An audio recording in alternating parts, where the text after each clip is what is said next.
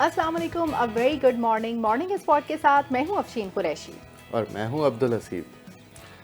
जहां हम दिन का आगाज़ करेंगे बिल्कुल खुशगवार बातों के साथ, सेहत और लाइफस्टाइल की टिप्स के साथ। यकीन रखें दिन वही अच्छा होता है जिसका आगाज़ मुस्कुराहट से हो, तो मुस्कुराएं और जुड़ जाएं हमारे साथ अगले 2 घंटे के लिए। बिल्कुल, अगले 2 घंटे में हम आपसे बहुत सारी अपने सेगमेंट की चीज़ें शेयर करेंगे, जिसमें पहले सेगमेंट में हमारे पास टॉप स्टोरीज होती हैं, उसको डिस्कस करेंगे। फिर नेक्स्ट सेगमेंट में हमारे पास कोई टॉपिक होता है जिसपे हमारे बहुत अच्छे से गेस्ट होते हैं, वो भी आपको बताएंगे। आज की अच्छी बात हम करने जा रहे हैं, बताइएगा हसीब क्या है आज की अच्छी बात? अच्छा अफशीन, हमेशा की तरह हम रिवायत को बरकरार रखेंगे, अच्छी बात से शुरुआत करेंगे। तो आज की अच्छी बात है कि देखिए, इंसानी ज़िंदगी तजुर्बात और एहसासात और रवैयों का मजमुआ है।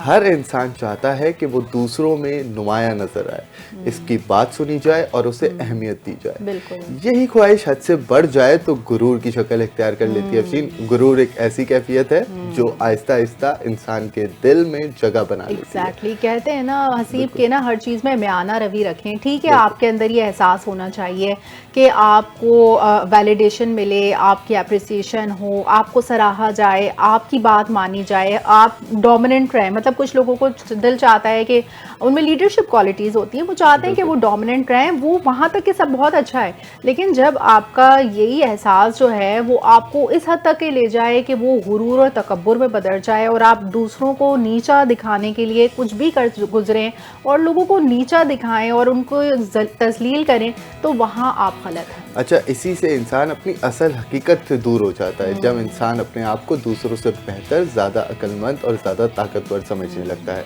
तो वो गुरूर का शिकार हो जाता है। अब जी, ये एक बहुत अहम मसला है। अच्छा, शुरू में ये एहसास खुशगवार लगता है, लेकिन वक्त के साथ साथ यही सोच इंसान को दूसरों से काट देती है। बिल्कुल, वही बंदा बिल्कुल। आइसोलेट हो जाता है। फिर आप देखिएगा, उसका कोई दोस्त नहीं होता ना उसको पसंद करता है। उसके मुंह पे सब बहुत अच्छे बनेंगे, लेकिन जैसे ही वो जाएगा उसके पीठ पीछे लोग उसके मुंह बनाएंगे कि यार ये इतना खुद पसंद इंसान है। अच्छा, उसी गुरूर की वजह से ना इंसान किसी की बात सुनना पसंद करता है और ना ही अपनी गलती मानता है। मगरूर इंसान दूसरों को कमतर समझने लगता है और अपने रवैये से लोगों का दिल भी दुखाने लगता है। बिल्कुल, कहते हैं ना, गुरूर तो अल्लाह ताला की चादर है। जो अल्लाह ताला की चादर खींचेगा तो वो फिर किस तरह से दुनिया में इज़्ज़त पा सकता है? फिर वो तो ज़लील ख्वार ही होगा। तो कभी भी गुरूर अपने दिल में ना लाएं, क्योंकि ये शैतान का एक फ़ेल है। जिसने शैतान को भी सजदा ना करने पर वो किया, तो इसकी वजह से ना ये गुरूर बस इंसान में नहीं आना चाहिए। इंसान को अल्लाह ताला ने सजदे में पैदा किया। आप बिल्कुल सजदा रेज़ रहकर अपने आप को हम्बल रख के जितना ज़्यादा आप अपने दूसरों के काम आ सकते हो उतना कोशिश कीजिए। अच्छा, ऐसे लोग आहिस्ता आहिस्ता तन्हा हो जाते हैं क्योंकि लोग आजिज़ी को पसंद करते हैं और वो तकब्बुर करने वाले को पसंद नहीं करते। बिल्कुल भी। देखिए, ज़िंदगी हमें ये हमेशा सबक देती है कि असल इज़्ज़त जो है वो बड़ाई गुरूर में नहीं, बल्कि सादगी, बर्दाश्त और इनकिसारी में है। जो इंसान को झुकना सिखाती है वही हकीकत में बुलंद मुकाम है। तो अपनी ज़िंदगी में गुरूर, तकब्बुर और इस तरह की चीज़ों से जो है वो दूर रहिए। आजिज़ी और इनकिसारी का रवैया इख्तियार कीजिए। यही दीन और दुनिया में कामयाबी का मैंने उसूल है। ऐसे बहुत सारे लोगों को देखा। हमारी अपनी मैनेजमेंट देखने हसीब के ना, इन लोगों में बिल्कुल भी सादगी है। इन लोगों में कोई दिखावा नहीं है और हमारे साथ बैठकर हमारे साथ में नाश्ता खाना, सब पूरा दिन का आगाज़ इस तरह से सब करते हैं। तो वो बिल्कुल भी कहीं ऐसी फीलिंग नहीं आती आपसे बात करते हुए, या फिर हमारे एडमिन में और भी जो हमारे मैनेजमेंट में, उनसे बात करके ऐसी फीलिंग नहीं आती कि भाई ये लोग अलग हैं और हम कुछ अलग हैं, हम सबऑर्डिनेट्स हैं। मतलब सब एम्प्लॉयज़ को भी बहुत अच्छी तरह से ट्रीट करना, यही एक असल कामयाबी है। बिल्कुल ऐसा ही है। अब अफसीन, आपकी स्पेशलिटी? बस अब यही है कि अच्छी बात हमने उससे दिन का आगाज़ कर लिया। अच्छी बात के बाद अब हम चलेंगे कुछ रात भर की खबरों की जानिब, जिसमें हम आपको नेशनल और इंटरनेशनल न्यूज़ की अपडेट्स बताते हैं। तो सबसे पहले हमारे पास जो टॉप स्टोरी है वो है सबसे अच्छी खबर, और काफ़ी अरसे बाद क्रिकेट की दुनिया में जो है पाकिस्तान का नाम रोशन हुआ। और वो नाम किसने रोशन किया है? वो है अंडर-19 एशिया क्रिकेट टीम की, जो कि फाइनल में भारत को इबरतनाक शिकस्त देने के बाद पाकिस्तानी शाहीन एशिया कप लेकर वतन वापस पहुंच गए। मतलब हमारे लिए जो जीत होती है ना, वो बस भारत को हराना ही होती है। यही पाकिस्तान की जीत होती है असल में। बेसिकली इस्लामाबाद एयरपोर्ट पर अगर आपने देखा, अंडर-19 क्रिकेट टीम का इतना ज़बरदस्त इस्तकबाल किया और इतनी बड़ी तादाद में रात गए तक लोग जो है वहाँ पर बसेस के ज़रिए आए और खिलाड़ियों का इस तरह ज़बरदस्त इस्तकबाल हुआ एयरपोर्ट पर, और जो फाते खिलाड़ियों पर फूल की पत्तियां निछावर की और हार पहनाए और गुलदस्ते पेश किए। बिल्कुल। अच्छा, वहाँ पर आप देखिए फायरवर्क्स भी बाकायदा तौर पे किए गए। अच्छा, आप देखिए हमेशा भारत से जीतने की ना खुशी पाकिस्तानियों को अलग ही होती है। बिल्कुल, वो मतलब रात के तकरीबन 4 बजे का टाइम हो रहा था, मैं जो है वो नमाज के लिए उठा, तो मैंने उस टाइम पे वो वीडियोस हमें तो मौसूल हो जाती हैं उस तरह की वीडियोस वक्त रहते। तो ये है कि उस टाइम पे लोगों के अंदर काफ़ी मतलब उस टाइम पे उस वक्त पे रात के इस पहलू में आप देखें अवाम का एक बड़ा हुजूम था वहाँ पे, और मतलब उन्होंने उनको जो है वो इतना पुरतबाग इस्तकबाल किया उनका कि वो भी जो है वो अगली बार उससे ज़्यादा लगन से जो है वो ये खेलेंगे, और इससे ज़्यादा लगन से खेलकर जीत का मुजाहरा दोबारा हमें बार बार बिल्कुल। आप फुटेज में देख सकते हैं किस तरह से एयरपोर्ट पर शानदार आतिशबाजी का मुजाहरा किया जा रहा है, कितनी बड़ी तादाद में लोग जमा हैं, और ये टीम भी हमारी मौजूद है जो कि ट्रॉफ़ी को अपना फ्लैक्स करी है भाई, और खिलाड़ियों ने शानदार इस्तकबाल के दौरान फिजा पर पाकिस्तान जिंदाबाद के नारे भी लगाए। और पीसीबी के चीफ ऑपरेटिंग ऑफिसर हैं Sumair Ahmed, director high performance Aqib Javed हैं, और दीगर पीसीबी के हुकाम हैं जिन्होंने खिलाड़ियों के इस्तकबाल के लिए वहां पर मौजूद थे, और एयरपोर्ट से तमाम खिलाड़ियों को वीआईपी प्रोटोकॉल में मुकामी होटल पहुंचाया गया। ज़बरदस्त। अच्छा, बिल्कुल। वज़ीर आज़म शहबाज शरीफ आज अंडर-19 क्रिकेट टीम के खिलाड़ियों से मुलाकात भी करेंगे, और उनके साथ मुलाकात में भारतीय टीम को शिकस्त देने वाले खिलाड़ियों की भरपूर हौसला अफजाई की जाएगी। याद रहे कि पाकिस्तान ने भारत को 191 रन से शिकस्त देकर टाइटल अपने नाम कर लिया। हाँ बिल्कुल, अब तो भाई पाकिस्तानी टीम को तैयार रहना चाहिए ज़बरदस्त प्रोटोकॉल के लिए। वज़ीर आज़म शहबाज शरीफ भी उनको जो है ना खूब सारे इनामात से नवाजेंगे, और बिल्कुल भारत के खिलाफ ये जो फाइनल में फ़तह हासिल की है अंडर-19 एशिया कप जीतने की खुशी में चेयरमैन पीसीबी ने खिलाड़ियों के लिए फीकस 50 लाख रुपए का ऐलान किया है। ज़बरदस्त। अच्छा, मैं भी अंडर-19 ज्वाइन करने की सोच रहा हूँ। अच्छा, चेयरमैन पीसीबी मोहसिन नकवी ने खिलाड़ियों से मुलाकात में उनका हौसला बढ़ाया और उनके खेल की तारीफ भी की है। कहा कि आपने पाकिस्तान का नाम फ़ख्र से बुलंद किया है। समीर मिनास, आप हमारा फ़ख्र हैं, आपने बेहतरीन खेल पेश किया है। चेयरमैन पीसीबी ने समीर मिनास के लिए इंफरादी इनाम का भी ऐलान किया है। अच्छा भाई, समीर मिनास के तो मज़े आ गए माशाल्लाह। समीर मिनास के लिए 2 काश साल समीर मिनास के आगे अब मोहम्मद हसीब का नाम होता। बिल्कुल, इंशाल्लाह ये भी बहुत जल्द होगा। और समीर मिनास को 2 साल के लिए जो उनके एक्सपेंसेस हैं ना वो सारे पीसीबी बेयर करेगा, और तमाम खिलाड़ियों के जो मेडिकल है वो मेडिकल एक्सपेंसेस देखभाल बखूबी ख्याल, जितने भी उनके प्रोटोकॉल्स हैं उनका ख्याल रखेगा पीसीबी। तो दूसरी जानिब पाकिस्तान के अंडर-19 क्रिकेट टीम आज रात वतन वापस पहुंचेगी, और अंडर-19 क्रिकेट टीम का शानदार फतह पर भरपूर इस्तकबाल किया जाएगा, और वज़ीर आज़म शहबाज शरीफ कल क्रिकेट टीम के खिलाड़ियों से मुलाकात भी करेंगे। तो ये तो पाकिस्तान के लिए बहुत अच्छी खबर है, हमारे खेल के मैदान से ज़बरदस्त खबर है। हमारे पाकिस्तानी टीम का मोराल बुलंद होगा डेफिनेटली। इससे अंडर-19 टीम ने इतनी बड़ी कामयाबी हासिल की है, तो डेफिनेटली उनको 50 लाख फीकस तो बनता है। ऐसे ही। अच्छा, इसके अलावा आज की सबसे ज़रूरी खबर जो 2 दिन से सबसे अहमियत के हामिल है वो है कि रियासत के अलावा कोई भी जिहाद का हुक्म या फतवा नहीं दे सकता। ये एक वो बुनियादी उसूल है जो आज से पहले किसी लीडर ने इतना वाज़े तौर पर नहीं कहा, लेकिन इसी पे ऑपरेशन बुनियान मरसूस में अल्लाह की मदद आते हुए देखी, जिन कौमों ने अपनी इस्लाफ की इल्मी और फ़िक्री मिरास और कलम की ताकत को छोड़ दिया वो ज़बोहाली का शिकार हो गए। यही बयान था। अब ये आप एक्सपेक्ट कर सकती हैं कि ये बयान किसका होगा। लाजमी सी बात है, chief of defence forces field marshal Asim Munir साहब ने कौमी उलमा मशाइख कॉन्फ्रेंस से खिताब में ये सब कहा। अल्लाह ताला ने पाकिस्तान को इस्लामी दुनिया में मुहाफ़िज़ हरमैन शरीफ का मुहाफ़िज़ बनने की तो तौफ़ीक़ अता फरमाई। रियासत तैयबा और रियासत पाकिस्तान के दरमियान एक गहरा ताल्लुक़ है और ममासलत मौजूद है। उन्होंने कहा अफ़गान तालिबान की पशपनाही से पाकिस्तान में फ़ितनतुल ख़वारिज के ज़रिए मासूम शहरियों और बच्चों को निशाना बनाया जा रहा है, जबकि अफ़गानिस्तान से आने वाली फ़ितनतुल ख़वारिज की तंजीमों में 70% अफराद अफ़गानी हैं। अच्छा, ये देखें कि इसमें यहाँ पे बहुत ज़रूरी बात है कि जिहाद का हुक्म जब तक स्टेट ना दे वो जिहाद आप पर नहीं फ़र्ज है। बिल्कुल ये बात हमारे जो फील्ड मार्शल आसिम मुनीर हैं उन्होंने दो टोक अल्फाज में कह दी है। तमाम जितने भी कौम के अफराद हैं उनको ये बात वाज़े हो जानी चाहिए। जैसे कुछ लोग कश्मीरियों के लिए किसी का जहाद का जज्बा बेदार हो जाता है, कुछ लोगों का फ़लस्तीनियों के लिए जहाद का जो जज्बा है वो बेदार हो जाता है। और अभी फितना ख़ारिज जो हैं, हमारी फ़ौज ऑलरेडी उनसे मुकाबला कर रही है। हमारी जो पाकिस्तान आर्मी है वो वेल इक्विप्ड है। आपको मुसल्लह होकर उन पर हमला करने की कोई ज़रूरत नहीं है। जब तक पाकिस्तान स्टेट खुद ये आपको जहाद का हुक्म ना दे, उस वक्त तक के ये हुक्म आप पर लागू नहीं है। खुद से आप एज्यूम करके इस जंग में ना कूदें।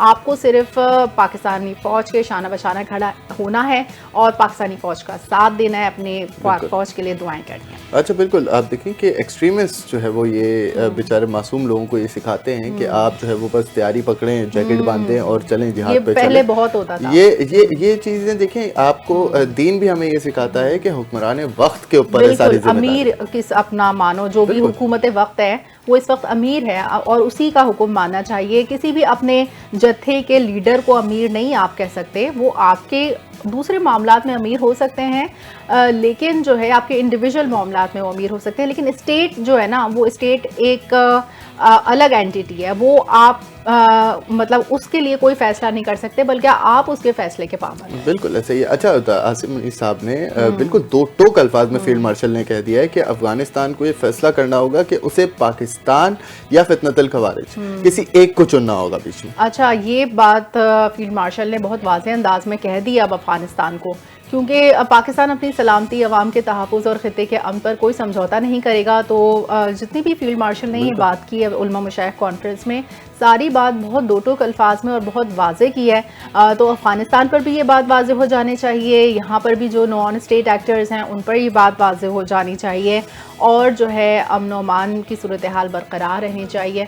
तो ये सब जो है बातें डिस्कशन में आई हैं आर्मी चीफ की तरफ से, chief of defence forces field marshal की तरफ से।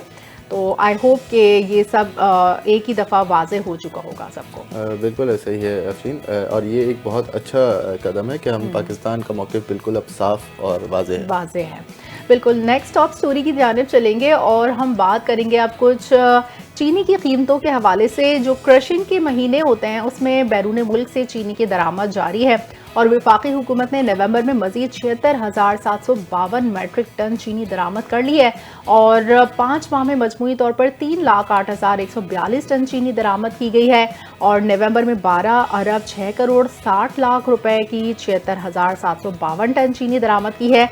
इससे पहले जो है जुलाई और नवंबर तक 3,08,142 टन चीनी दरामद की गई थी, और 5 माह में मजमूई तौर पर 49 अरब 4 करोड़ और 20 लाख रुपए की चीनी दरामद की गई थी। तो जो वफाकी काबीना है उसने 4 जुलाई को 5 लाख टन चीनी दरामद करने की मंजूरी दी थी, और पाकिस्तान शुगर मिल्स एसोसिएशन ने चीनी दरामद के हुकूमती फैसले की मुखालफत की थी, जबकि चीनी सरकारी सतह पर TCP के जरिए दरामद करने का फैसला हुआ था। तो वफाकी हुकूमत की जानिब से चीनी के दरामद पर टैक्सेस से इस्तिस्ना भी दिया गया था।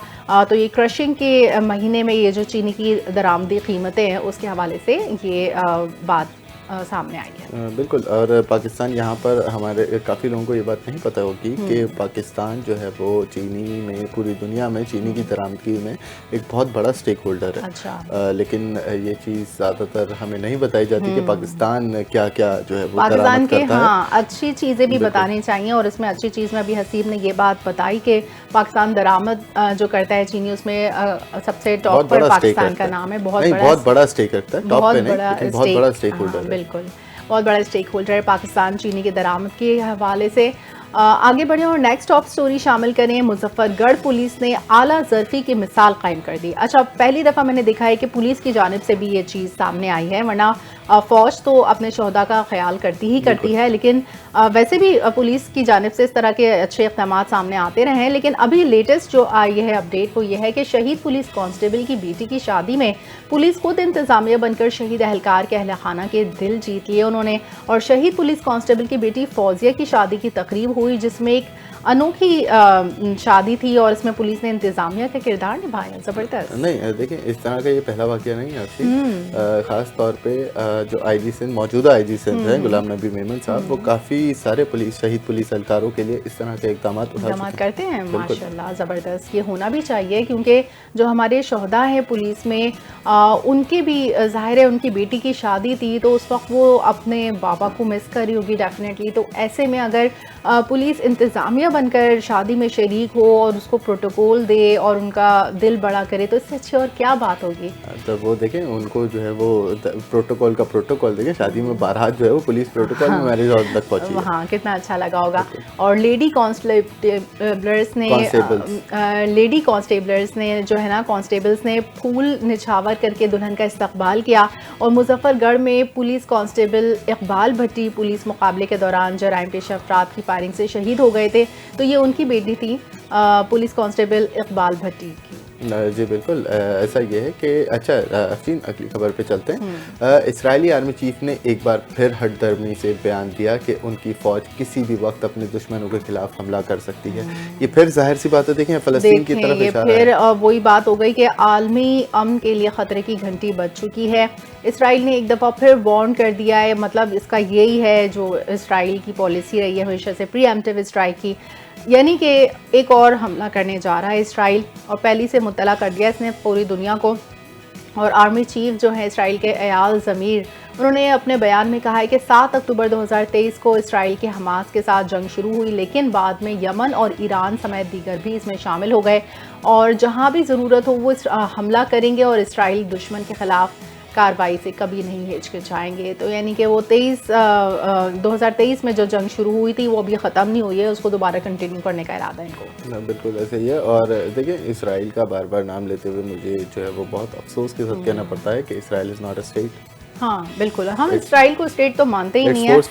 और बिल्कुल, अब आप ये देखेंगे इसराइल हो गया या इंडिया हो गया, दोनों की पॉलिसी एक जैसी नहीं है। वो भी एक तरफ इंडिया कश्मीर पर अपने, इनकी पॉलिसी को अगर एक लफ्ज में सम अप करें तो जारियत है। बिल्कुल, दोनों स्टेट स्पॉन्सर्ड टेररिज्म फैला रहे हैं, पूरी दुनिया में बदनाम है, लेकिन फिर भी कोई दुनिया इसके लिए कुछ नहीं कर रही, बल्कि इनको सिफारती सतह पर तनहा करना चाहिए, आइसोलेट करना चाहिए।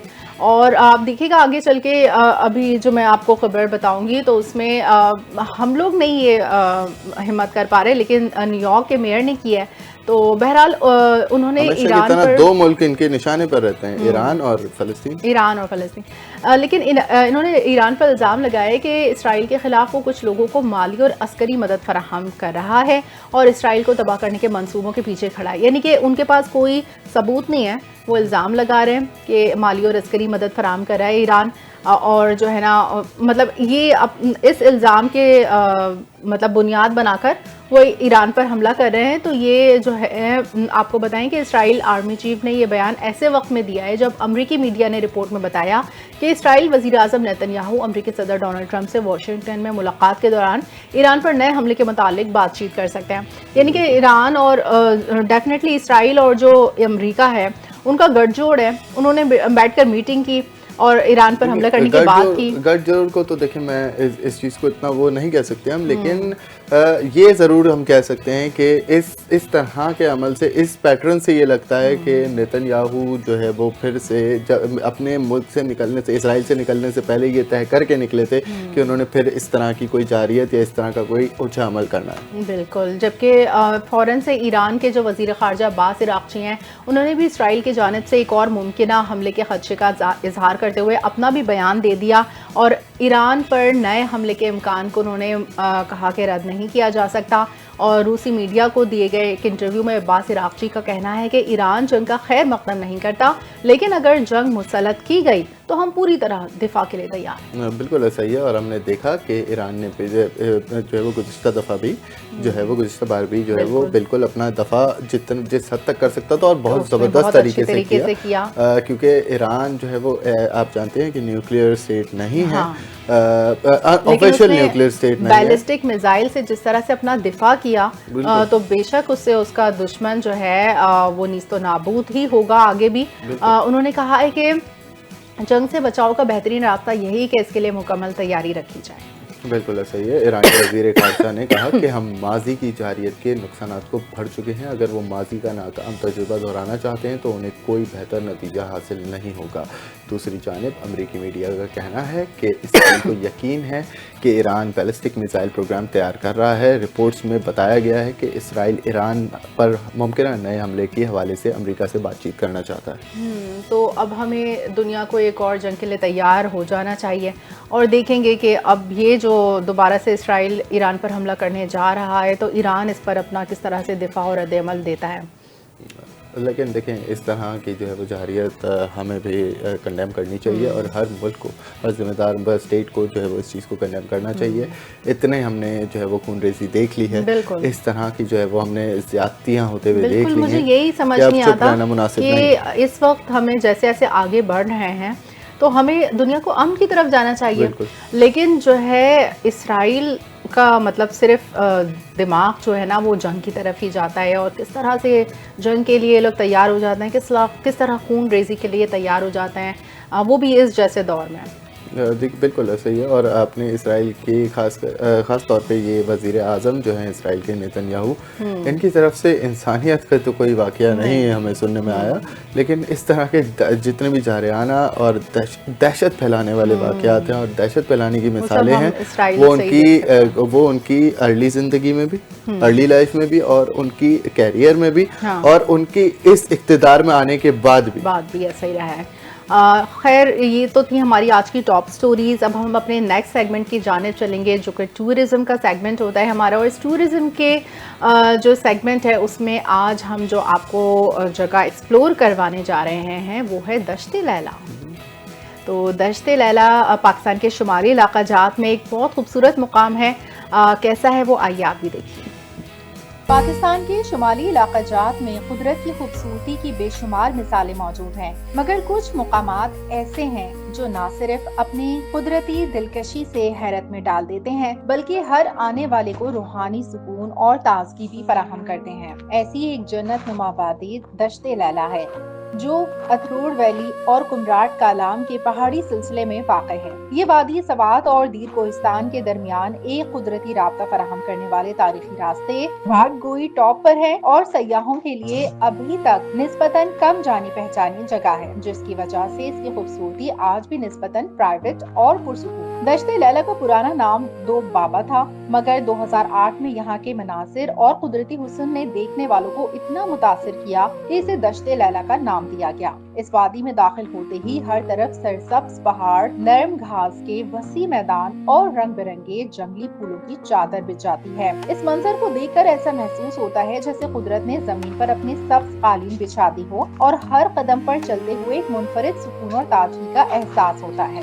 दश्त-ए लैला न सिर्फ बसरी हुस्न का मरकज है बल्कि यहाँ का माहौल भी हैरत अंगेज है। पहाड़ी नदियों का बहाव, ठंडी हवाएं और साफ सुथरा माहौल हर सयाह को ज़हनी सुकून और तवानाई फराहम करता है। मौसम बहार और गर्मियों में वादी के मैदानी इलाके मुख्तलिफ रंगों में डूब जाते हैं, जहाँ जंगली फूल, घास के मैदान और नीले आसमान का इम्तिजाज एक ख्वाबीदा मंजर पेश करता है। यहाँ का हर मंजर एक तस्वीरी शाहकार की मानंद है जो इंसानी दिल और रूह पर गहरे असरात छोड़ता है। दश्त-ए लैला तक पहुँचने का सफर खुद एक एडवेंचर है। अतरूर पास पर भाटगोई टॉप के रास्ते सफर करने वाले सयाह जंगलात, पहाड़ी नदियों और घुमावदार रास्ते से गुजरते हैं जो न सिर्फ कुदरती हुस्न से भरपूर होते हैं बल्कि हर मोड़ पर एक नई कहानी और तजुर्बा पेश करते हैं। ये रास्ता सवात, मदियन, बहरीन और कालाम की खूबसूरत वादियों के मनासिर भी फराहम करता है, जिससे ये सफर हर लम्हे यादगार और दिलचस्प बन जाता है। दश्त-ए लैला में आने वाले हर शख्स को न सिर्फ कुदरती मनासिर का लुत्फ मिलता है बल्कि यहाँ का पुरसुकून माहौल, ठंडी हवाएं और नेचर थेरेपी जैसे अनासिर ज़हनी सुकून और रूहानी ताजगी का एहसास दिलाते हैं। ये वादी हर उम्र और हर किस्म के सयाह के लिए मौजूद है, चाहे आप आरामदेह पिकनिक के लिए आएं या एडवेंचर और हाइकिंग के शौकीन हों। कुदरत ने दश्त-ए लैला को हर 59 पत्थर से मालामाल किया है, जो इंसानी दिल की खुशी और सुकून अता करता है। दश्ते लैला सिर्फ एक वादी नहीं बल्कि कुदरत का एक शाहकार है, जहाँ हर रंग, हर आवाज और हर मंजर दिल को छू लेता है और इंसान के अंदर मुस्बत तवानाई और खुशी भर देता है। दश्ते लैला एक ऐसी जगह है जहाँ फितरत का हर रंग, हर आवाज और हर मंजर आपको सहर में मुब्तला कर देता है और ये पाकिस्तान की खूबसूरती के अनमोल खजानों में से एक है।